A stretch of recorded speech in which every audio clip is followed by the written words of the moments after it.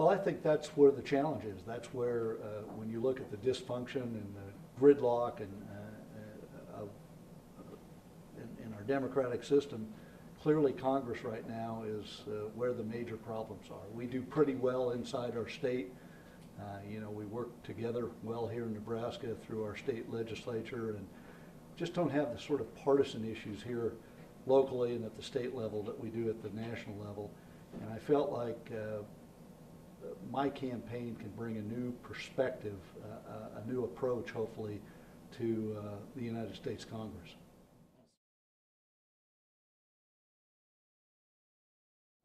Well, I feel like most Americans, and certainly most Nebraskans, are in the center of the political spectrum. I think some of us are a little left, some of us are a little right, but that center right now is not being represented. There are very few moderates, very few centrists left in the United States Congress, and yet that's where compromise, consensus, that's where all the work gets done, right in the middle. And so I think it's very important that we see more independent, more moderates running. Right now the political system is set up so that you can only enter it through the right or left side of the spectrum, and yet, as I said earlier, most of us are in the center, and that center is not being represented.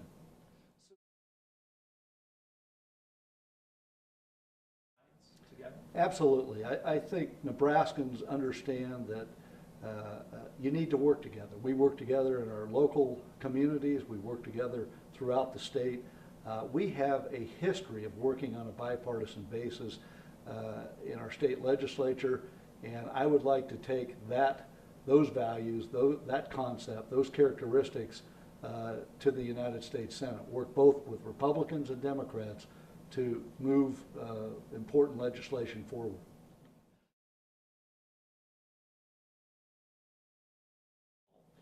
Well, my number one priority, aside from calling for Congress to fix the rules that actually are driving the parties apart, I think Congress needs to overhaul its rules. So that's one of the points that I'm interested in. The rules over the last 2 decades have become more and more partisan. And as it's critical that an institution as important as the United States Congress is able to function at a much higher level than it presently is able to function. And without it functioning at a high level, Americans lose faith in their democratic institutions. And so I think that's one of the priorities.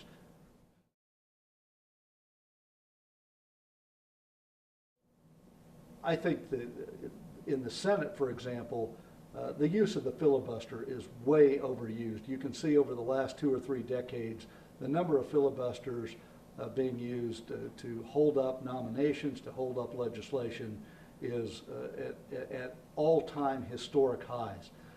Second of all, I think the majority party needs to allow the minority party, whichever party that is, to be more involved in the legislative process. Right now, the Republicans, for example, in the Senate have very little input on legislation through amendments and motions and so forth.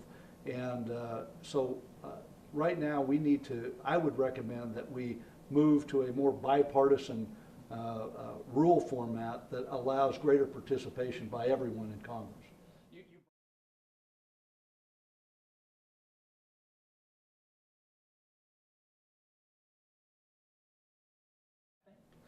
I think filibuster is one of the worst tools that the Senate has. I believe we ought to have, there ought to be the ability to filibuster in some cases, but I think filibustering needs to be limited.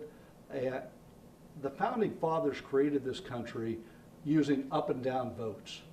The filibuster is not part of the Constitution. It was put into the Senate in 1805, so after the country was founded. It's abused, and while I think that you can have, should have some ability to filibuster, I think that limiting the filibuster and moving to up and down votes on routine nominations is something that the Senate should do, and therefore I support what happened yesterday.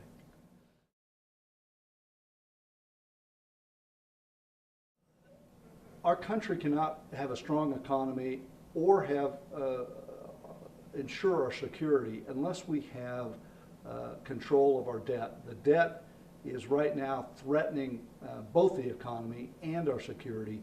And so I think most Nebraskans would agree that it's one of the top, should be one of the top priorities. In my case, it's the top priority. We simply cannot continue to kick the can down the road as we have done. You go back 3 years ago, we had a Simpson-Bowles commission where they tried to come up with a bipartisan approach to fixing the debt. That, of course, got nowhere. Then we went to the super committee. Then we go to the government shutdown. Now we're kicking it down the road another 3 months. We need Republicans and Democrats to come together and do the work of the people instead of putting their party interests first.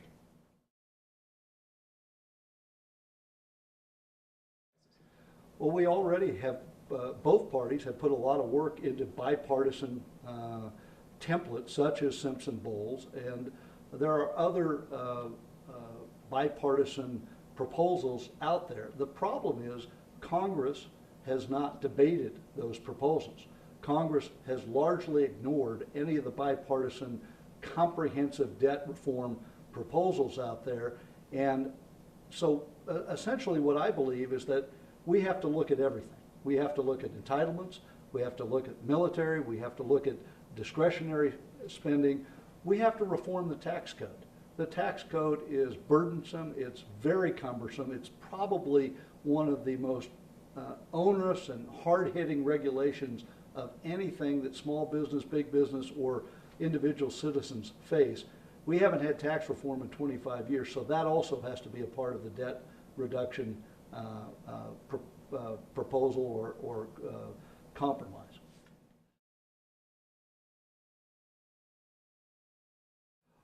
Well, I have thankfully a very diverse experience. Grew up in Nebraska, have had the great privilege to live on my family ranch that's been in our family since 1876. I have had the chance to not only be involved in agriculture, but start a number of businesses here in Nebraska, several restaurant companies, and literally have been able to work in various enterprises from one end of the state to the other. So I think I have a great perspective, a good perspective on Nebraska, the voters, and I hope would bring sort of a grassroots, common sense perspective to Washington. And so my small business background, my entrepreneurial background, I think will differentiate me from the other people who are running.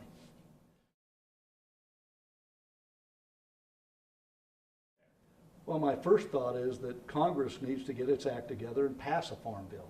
Once again, it's an example of kicking the can down the road, not getting in the way of farmers and ranchers across this state, causing us to hold back on investments, not having any sort of certainty as to what's going on with the farm bill is a drag on our economy.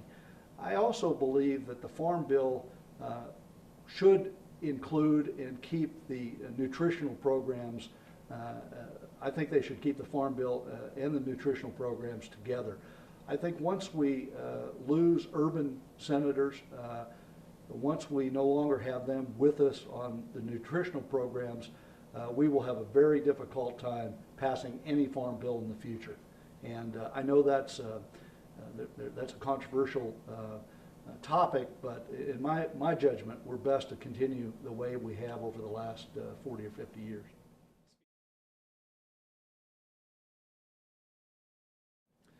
Well, I think the Affordable Care Act is a exhibit A of how not to legislate. As you recall, the Democrats, without any Republican support, managed to sort of jam that down the throats of the American people, and I think history shows that on major comprehensive legislation, unless you have bipartisan support, you're not going to have good legislation. You're not going to have both parties with skin in the game. And so now that it's in the Affordable Care Act is law, we have no choice. Congress has no choice but to go back and work on fixing it. And there's some folks out there that have said we should repeal it. The plain fact is, as Senator Mike Johans has pointed out, as long as we have President Obama in office, which will be for the next 3 years, you're not going to have the votes to repeal it.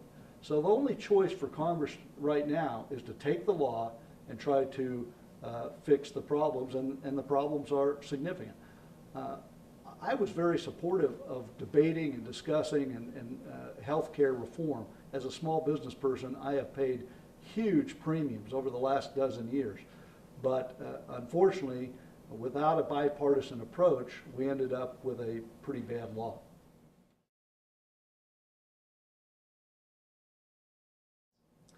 Well, I've thought about that a great deal, and actually have done quite a bit of research. I've talked to both Republican senators and Democratic senators who are familiar with the Senate rules. I've studied the Senate rules myself, and I'm happy to report that I expect to caucus not with the Republicans and not with the Democrats, but really will caucus on behalf of Nebraskans and the American people.